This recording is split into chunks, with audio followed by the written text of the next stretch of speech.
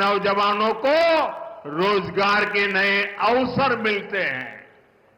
நண்பர்களே, சென்னை மெட்ரோ போன்ற நவீன பொதுமக்கள் போக்குவரத்து வசதியும் கூட தமிழ்நாட்டிலே சுலபமான பயணம் மேற்கொள்ளுதலை மேம்படுத்துகிறது. இத்தனை பெரிய அளவில் கட்டமைப்புகள் தொடர்பான பணிகள் நடைபெற்று வரும் வேளையிலே இவற்றின் அனைத்து துறைகளிலும் புதிய வேலை வாய்ப்புகளும் உருவாக்கப்பட்டு வருகின்றன.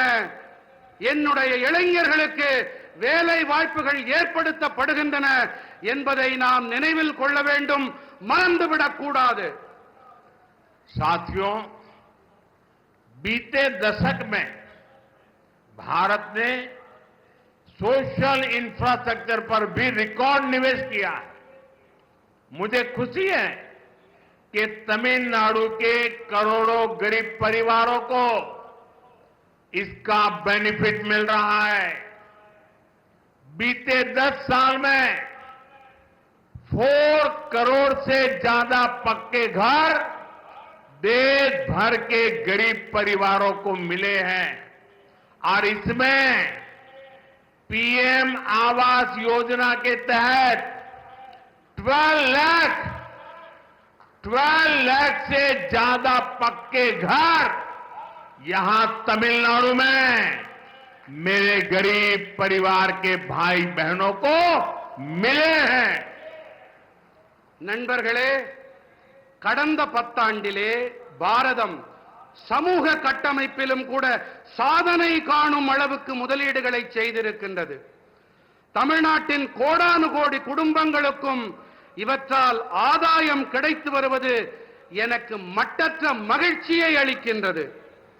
கடந்த 10 ஆண்டிலே 4 கோடிக்கும் அதிகமானோருக்கு கான்கிரீட் வீடுகள் தேசமெங்கும் இருக்கும் ஏழை குடும்பங்களுக்கு கிடைத்திருக்கின்றது.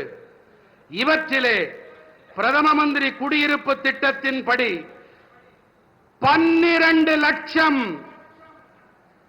12 லட்சத்திற்கும் மேற்பட்ட கான்கிரீட் வீடுகள் இங்கே என்னுடைய ஏழை சகோதர சகோதரிகள் தமிழ்நாட்டிலே அவர்களுக்கு கிடைத்துவிட்டன.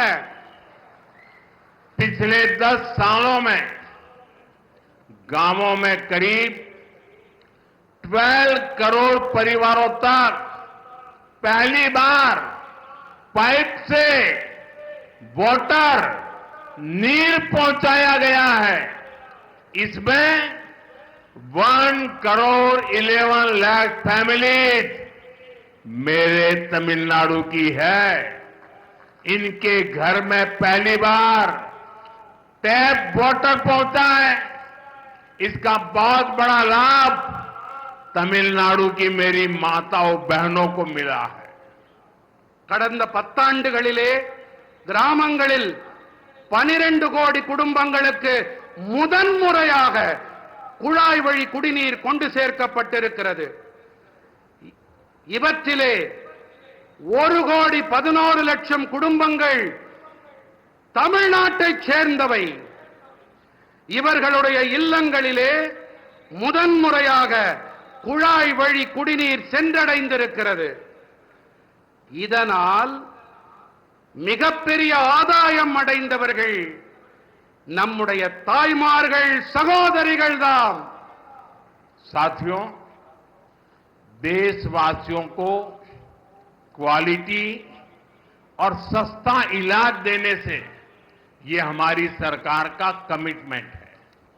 आप देखिए, आयुष्मान योजना के तहत तमिलनाडु में 1 करोड़ से ज्यादा ट्रीटमेंट हो चुके हैं। इससे तमिलनाडु के इन परिवारों के 1000 करोड़ रुपीज जो उनकी जेब में से खर्च होना था वो खर्च बच गया है। मेरे तमिलनाडु के भाई बहनों के जेब में 8000 करोड़ रुपीज, ये बहुत बड़ा आंकड़ा है। நண்பர்களே, நாட்டு மக்களுக்கு தரமான மற்றும் விலை மலிவான சிகிச்சை அளிக்கும் விஷயத்தில் நமது அரசாங்கம் அர்ப்பணிப்போடு செயல்கள் புரிந்து வருகின்றது.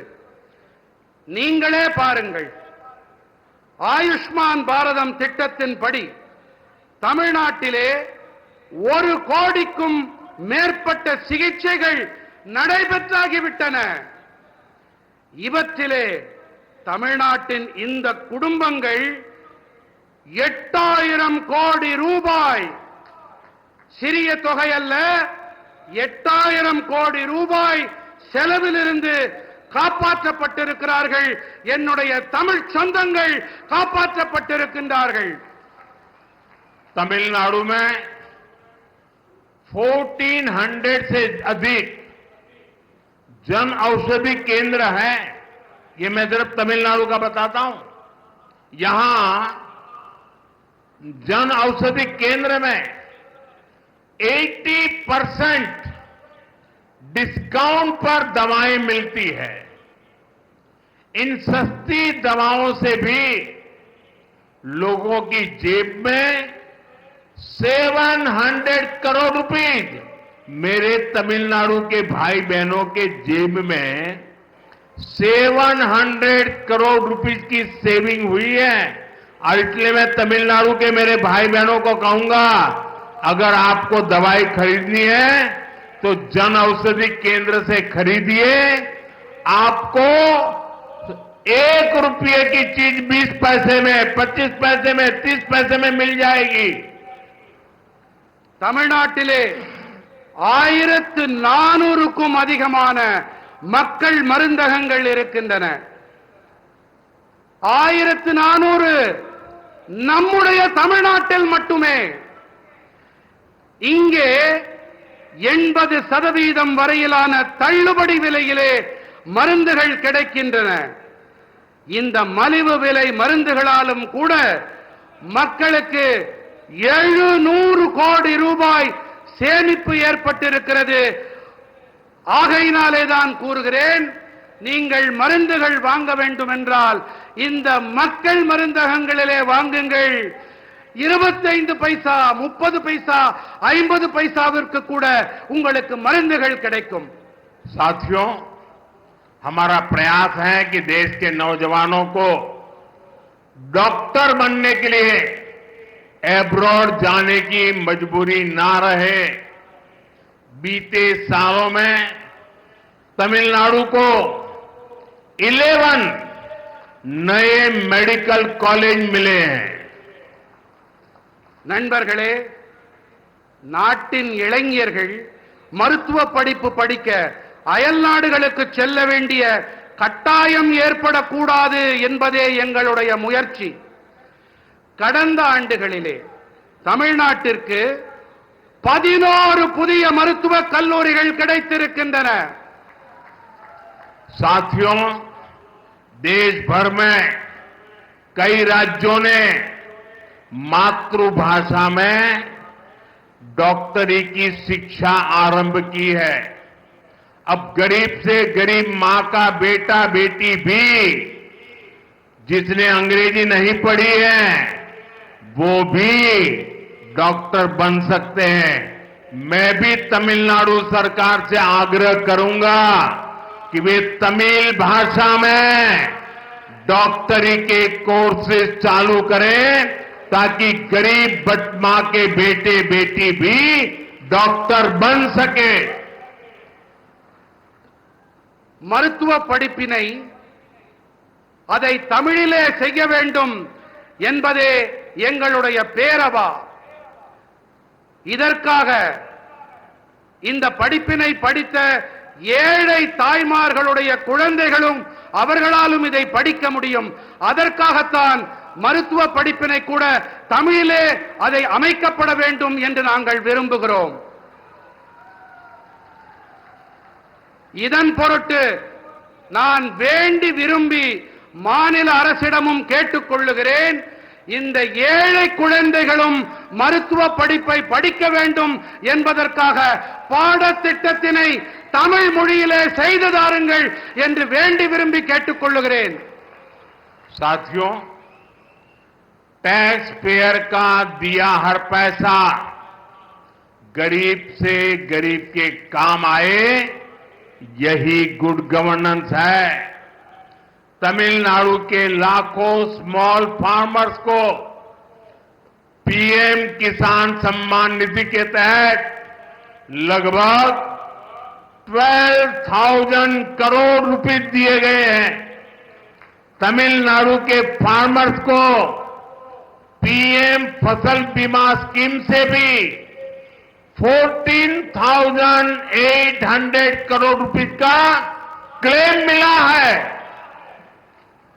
நண்பர்களே, வரி செலுத்துபவர்கள் செலுத்தும் பணம் மிகவும் ஏழ்மையில் வாடும் மக்களுக்கு துணை வர வேண்டும். இதுதான் நல்லாளுகை. தமிழ்நாட்டின் லட்சக்கணக்கான சிறு விவசாயிகளுக்கு பிரதம மந்திரி விவசாயிகளுக்கான வருமான ஆதரவு திட்டத்தின்படி சுமார் 12,000 கோடி ரூபாய் அளிக்கப்பட்டிருக்கின்றது. தமிழ்நாட்டின் விவசாயிகளுக்கு பிரதம மந்திரி பயிர் காப்பீட்டு திட்டத்தின் வாயிலாக 14,800 கோடி ரூபாய் காப்புறுதி பணம் கோரல் நிறைவேற்றப்பட்டிருக்கிறது. साथियों, भारत की ग्रोथ में हमारी ब्लू इकोनॉमी का बहुत बड़ा रोल होने वाला है। इसमें तमिलनाडु की ताकत दुनिया देख सकती है। तमिलनाडु का हमारा फिशरीज से जुड़ा समाज बहुत मेहनती है। तमिलनाडु के फिशरीज इंफ्रास्ट्रक्चर को मजबूत करने के लिए स्टेट को जो भी मदद चाहिए वो केंद्र सरकार दे रही है। நண்பர்களே, பாரதத்தின் வளர்ச்சியில் நமது நீல பொருளாதாரத்திற்கு மிகப்பெரிய பங்கு அமைய இருக்கின்றது. இதிலே தமிழ்நாட்டின் பலத்தை உலகமே பார்த்து வியக்க இருக்கிறது. தமிழ்நாட்டின் நம்முடைய மீனவ சமூகம் மிகவும் கடினமாக உழைக்கக்கூடிய ஒரு சமூகமாகும். தமிழ்நாட்டின் மீன்வளத்துறை கட்டமைப்பினை வலுப்படுத்த வேண்டி மாநிலத்திற்கு தேவையான உதவிகள் அனைத்தையும் மத்திய அரசு அளித்து வருகின்றது. पिछले 5 साल में पीएम मत्स्य संपदा स्कीम के तहत भी तमिलनाडु को करोड़ों रुपए मिले हैं। हमारी कोशिश यही है कि मछुआरों को ज्यादा फैसिलिटीज मिले, आधुनिक सुविधाएं मिले, चाहे सीवीड पार्क हो या फिर फिशिंग हार्बर और लैंडिंग सेंटर हो। केंद्र सरकार यहां सैकड़ों करोड़ रुपए इन्वेस्ट कर रही है।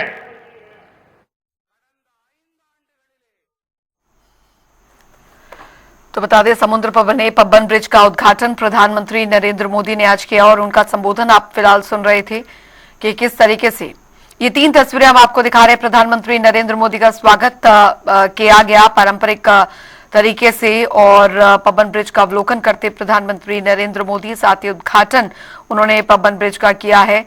बेहद ही महत्वपूर्ण ये पब्बन ब्रिज और फिलहाल ये 3 तस्वीरें हम आपको दिखा रहे हैं।